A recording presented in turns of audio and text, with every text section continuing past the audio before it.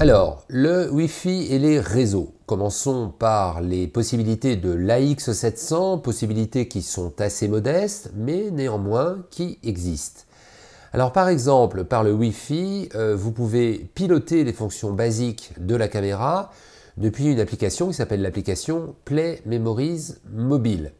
Au préalable, dans le menu de la X700, la liaison s'établit en allant dénicher la commande intitulée Contrôle via smartphone. C'est-à-dire que le smartphone ou la tablette, entre parenthèses, prend le contrôle de la caméra pour certaines fonctions et pour certains réglages de base, tels que les commandes d'enregistrement, zoom, mise au point tactile ou encore le réglage du diaphragme. On peut aussi afficher par ce biais sur la tablette tous les médias de la caméra, autrement dit tous les fichiers enregistrés. On peut même basculer entre les différents modes de prise de vue proposés, vidéo, photo, etc. Alors la connexion s'établit donc par Wi-Fi chez vous ou par Wi-Fi NFC par contact du smartphone avec la caméra, si bien sûr le smartphone est équipé de la technologie NFC. La connexion peut aussi s'établir en utilisant le code QR qui s'affiche sur la caméra et qu'il suffit de répercuter sur le smartphone. L'application Play Memories Mobile est compatible iOS et Android, mais notez qu'au moment où nous diffusons ce tuto, Android 8.0 était mentionné comme incompatible. De mon point de vue, l'application Play Memories Mobile reste tout de même assez sommaire, surtout par rapport à l'application Image App de Panasonic par exemple. Par conséquent, n'en attendez pas des miracles. Alors, le NX80 et surtout le Z90 ont des possibilités de réseau infiniment plus étendues. On peut même dire que les différences entre la version grand public et les deux versions professionnelles se situent vraiment sur ce point. Même par rapport à l'ancien PXW X70, le Z90 a particulièrement développé les fonctionnalités réseau. Il faut comprendre en fait que le Z90 est destiné aux news, aux télés locales, voire aux télés régionales. Et donc, les possibilités de transmission directe sont toujours fortement appréciées de ce type de professionnel. Alors sachez déjà que le Wi-Fi du Z90 couvre des zones plus étendues puisqu'il inclut le Wi-Fi 2,4 GHz et le Wi-Fi 5 GHz en standard, alors que le NX80 se contente du 2,4 GHz. Alors ça nuit un petit peu aux transmissions longue distance et ça peut générer plus d'interférences. Avec le Z90, une fois le Wi-Fi activé, vous vous connectez à votre réseau et vous pouvez alors accéder à plusieurs fonctionnalités sans fil avancées que voici. Alors d'abord, on peut effectuer un contrôle du Z90 à distance à partir d'un smartphone ou d'une tablette via la connexion Wi-Fi. On voit ici le contrôle en live, puis en édition de médias si besoin.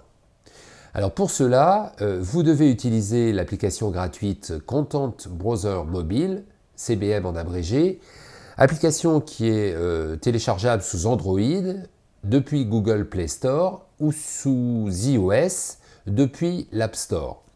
L'application existe aussi en version non mobile, elle s'appelle Content Browser. Alors un point important, même si vous avez déjà installé précédemment l'application Content Browser Mobile, actualisez-la car les versions ne cessent d'évoluer. Alors cette application permet de piloter à la fois la fonction marche-arrêt de l'enregistrement, le zoom, le gain, la balance des blancs, le focus. Vous pourrez aussi lire les listes de clips une fois les images tournées, jouer les clips et même les éditer. Autre fonctionnalité sans fil, le transfert FTP sur serveur est spécifique au Z90 puisque le NX80 en est vraiment totalement dépourvu.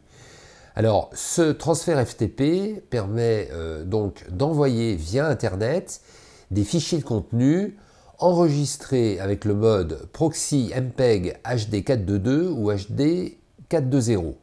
Dans ce cas, le module CBKZ SLMP est requis.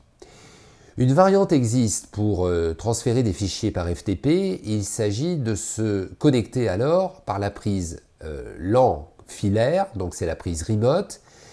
Cette connexion câblée s'effectue par le biais d'un simple câble adaptateur USB VMC UAM2 et d'un adaptateur réseau CVK NA1 disponible séparément.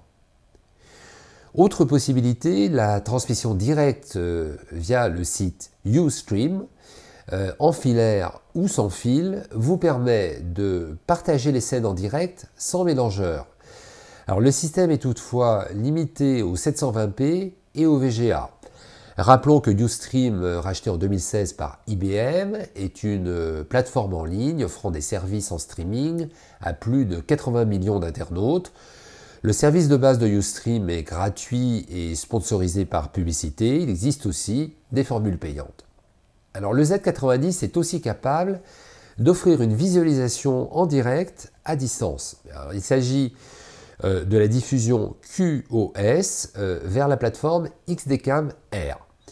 Alors, il faut toutefois s'équiper de la station réseau PWS 100 RX1 de Sony qui est vendue séparément. Rappelons que XDCAM R, c'est une plateforme qui permet de télécharger des vidéos proxy sur le cloud tournées par plusieurs caméramans présents sur le terrain.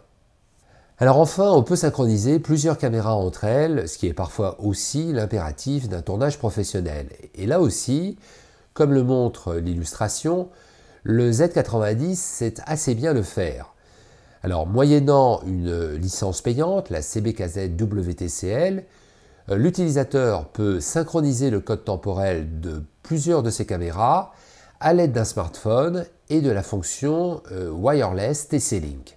C'est de nouveau l'application mobile Content Browser Mobile qui gère cette synchronisation selon différentes méthodes de synchronisation possibles. Voilà ce qu'on pouvait dire sur le Wi-Fi et les fonctions réseau de cette gamme de caméscopes et tout particulièrement du Z90.